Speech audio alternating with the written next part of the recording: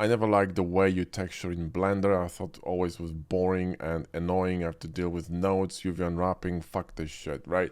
So we came up with an add-on called MaterialWorks, and it's been a bestseller ever since. We've been using it all the time, every time we run renders, and it's been phenomenal. But we decided to bring it to a whole new level with wire painting, presets, and all this stuff. Now in this video, I want to show you the whole overview of the entire add-on, what it does, so buckle up because this shit is off the charts. Let's get started.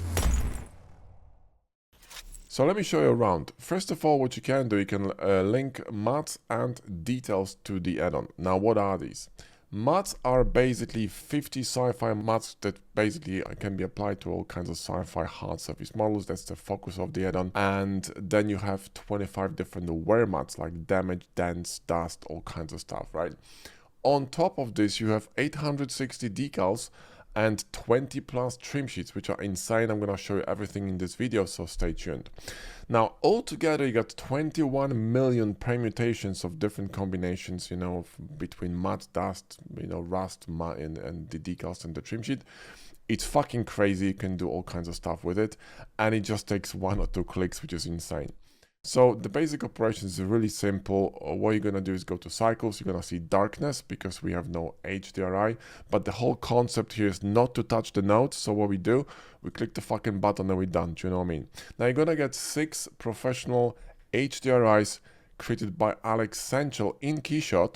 You can add obviously more of them, not a problem. I have quite a few more, but you're gonna get 6 with the add-on, and it's more than enough. You can probably render 95% of your renders with these HDRIs. You can adjust strength, transparency, and rotation from here, so you don't have to, you know, ever go to the shader editor, which by the way I had. I mean, I see fucking more than 3 nodes, I'm getting annoyed. Do you know what I mean? So there you go. Now let's open the matte panel here and add a matte. You can either go through this main library, or you can go to, you know, subcategories like metal. Let's click on basic metal because it's really easy to see stuff on it, and let's have some fun. First of all, what you can do is you can add a wear layer, which is really cool. So when you want to add damage to your model, you just click a button and it's done. And you're gonna get by default 2 types of layers. One of them gonna be an edge wear layer, so constrained to an edge. And if I'm going to up the strength, this one is a little bit faint. I'm gonna get something stronger. Let me go to D version. And you will see immediately that there you go, we got this effect on the edges. This one is procedural, but you can also paint it manually. I'll show you in a minute. So that's a basically procedural edge wear layer. You can click here and choose different types of mattes for this layer. And this one is a wear layer, which means it goes across the entire cube, also through trim sheets and decals. Speaking of, let me show you those. So these are amazing. They're created by us, and they're really high quality, probably the highest quality on a market at the moment. You can't find better than these. Even Decal Machine has shitty quality, like 500 pixels or some shit. This one is 2K. It's absolutely amazing.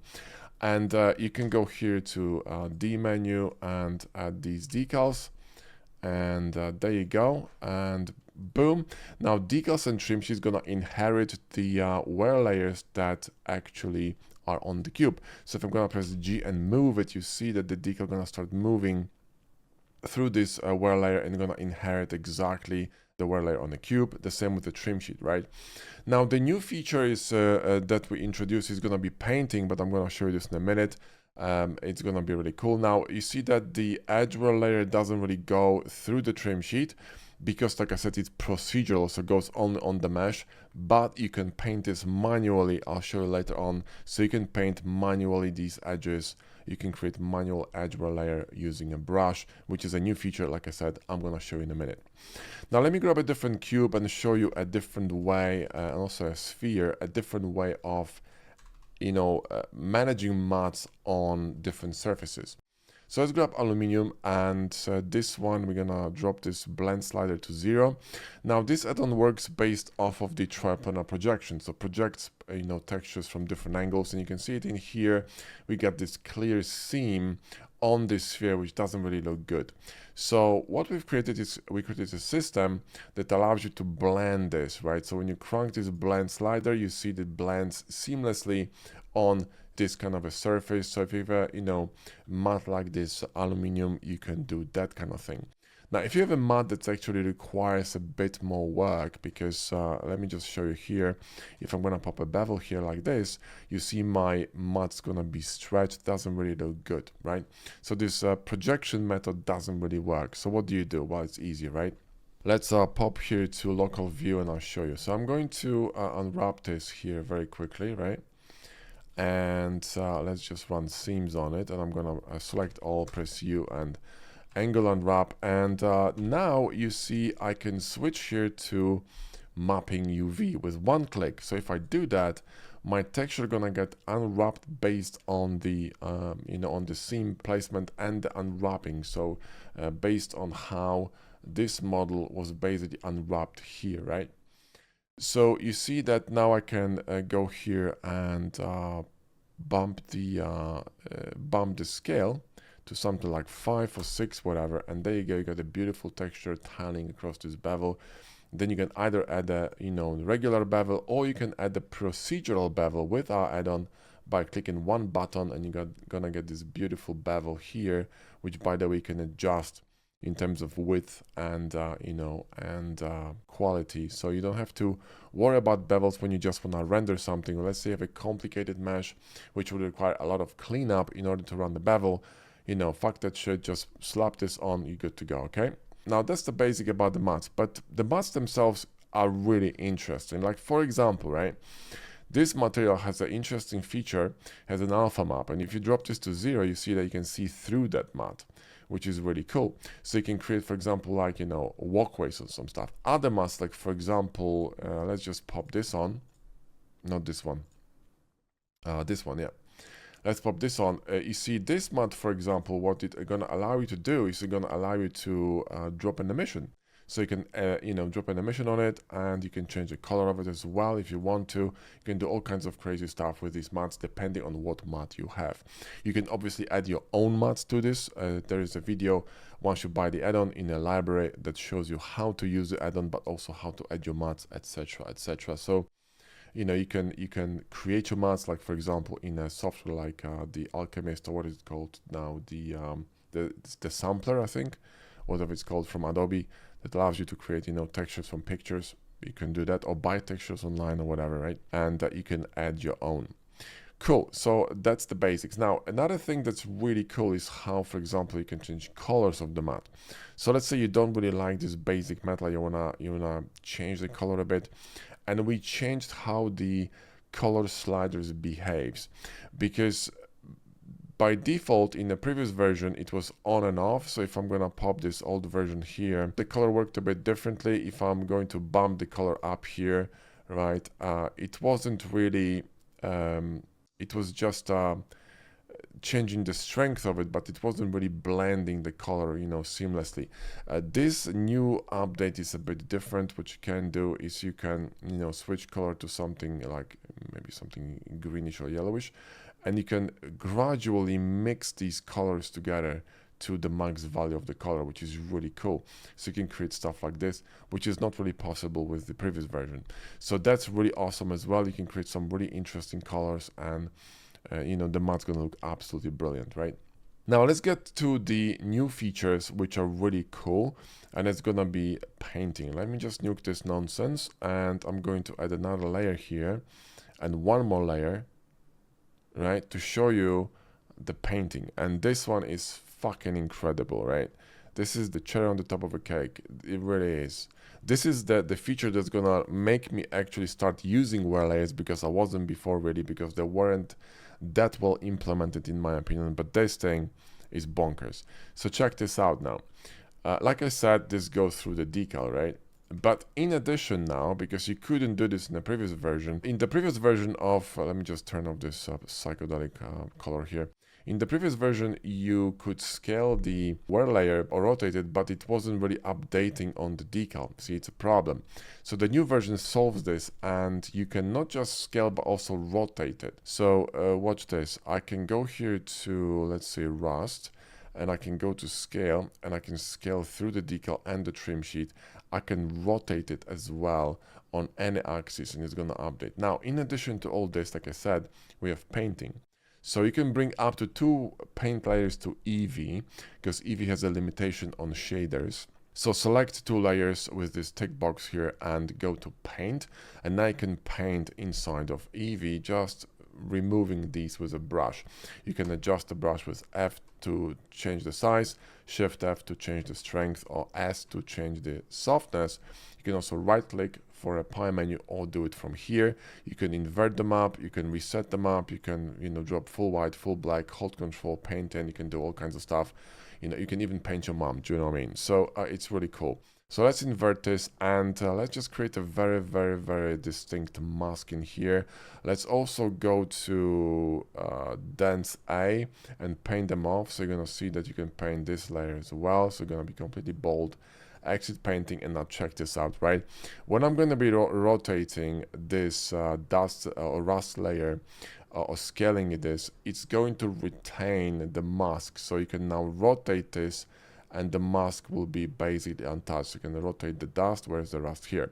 You can rotate the rust, and the rust is going to be rotating through the mask. So the mask stays constant, right? And you just simply rotate it around, which is really cool. So that's painting. Another feature that's really crazy is that you can paint edgeware. So let's just remove this rust for a second. Let me bump this dust to something really strong like this, and let's actually you know what, no, not this one, my bad, strength here. Let's actually go to painting, and let's drop a black mask on it. So we're going to be completely concealed. We're going to lower down the size of the brush, and now what I can do, I can actually hold control, and I can paint this on the edges, right? So I can create my own edgeware here. Then we can just grab the brush and just kind of fade it in like this and create some kind of a cool edgeware effect here on the top. And you can paint on any face you want. You can again invert it, you can change the strength, you can change the scale, whatever the hell you want. You can rotate it. You have so many different controls. It's absolutely crazy. You can put some dust here and there, whatever you want, right? So you can play with it and create some crazy patterns. Now when you create some really cool pattern, and let's say you want to keep it, then you can save presets. So let's say I have, let me just nuke this dust and put something else in here. So we're gonna pop, let's say, rust, and I'm going to, or maybe even dust like this, right? And I want to apply this in the future to my other models. You can save a preset now, which is gonna be held in a vault. So you can save here and call it whatever you want. Let's say, 345. And we can just click OK, and you're gonna be seeing it here in a vault, but also you can load it in here. So if I'm gonna have a cube here and pop a coated titanium, I can go to load preset and just load this matte here immediately to this cube. Another way you can do this, right? Let's just Shift D this and change the matte to copper. You can copy now wear layer to either one or more elements. So if I'm going to duplicate it here and change it to a basic metal, select these two and shift select this one, I can go here to copy where to select it, which is gonna copy that wear to these two cubes. So like you have, half of the model or 30% of the model in one matte and part in the other, and maybe some accents in the third matte. You can select all of them and copy the wear, and then you can play with it. It's really cool. Another thing you can do, you can now swap the matte underneath the wear layer. So you can, let's say you created a really cool wear layer and you just painted some masks and you didn't want to really damage it, like you spent some time on it. In a old version of our add-on, if you swap the matte, it swaps the matte on everything. It removes the completely all the wear, and you have to start from scratch. What you can do right now, you can actually alt-click it. So if I'm gonna go here and alt-click on, for example, coated titanium, it's going to swap the matte underneath the wear layers, but it's going to preserve the wear layers, the masks, the everything. You see that?